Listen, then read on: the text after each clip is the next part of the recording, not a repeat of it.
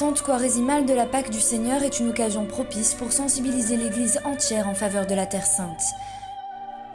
Cette année encore, le préfet de la Congrégation pour les Églises orientales, le cardinal Sandri, a adressé à tous les évêques du monde une demande de soutien à la collecte pour la Terre Sainte qui se déroule traditionnellement le Vendredi Saint.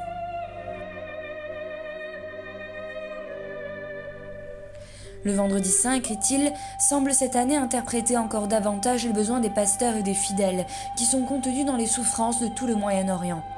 Pour les disciples du Christ, les hostilités sont le pain quotidien qui alimente la foi et fait parfois résonner l'écho du martyre dans toute son actualité. L'émigration chrétienne s'intensifie du fait du manque de paix qui appauvrit l'espérance, se transformant en crainte de se retrouver seul face à un avenir qui semble ne pas exister autrement que dans l'abandon de sa patrie. Comme pour le grain de blé de l'Évangile, poursuit le cardinal, la difficulté des chrétiens de Terre Sainte prépare sans aucun doute des lendemains meilleurs, mais réclame aujourd'hui un soutien aux écoles, l'assistance sanitaire, l'aide au logement et pour des lieux de rassemblement, et tout ce qui a su susciter la générosité de l'Église. Que de foi découvrons-nous dans les jeunes, désireux de témoigner des béatitudes en aimant leur pays, dans l'engagement pour la justice et pour la paix, avec les moyens de la non-violence évangélique.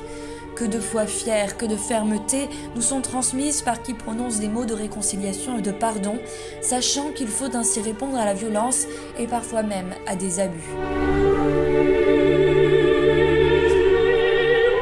Entre-temps, un rapport illustrant les œuvres réalisées par la custodie de Terre Sainte grâce à la collecte de l'année passée vient d'être publié. Outre la restauration et l'entretien des sanctuaires et des couvents, ainsi que d'autres importants travaux de conservation de l'ère archéologique de Magdala, beaucoup a été fait pour la communauté locale.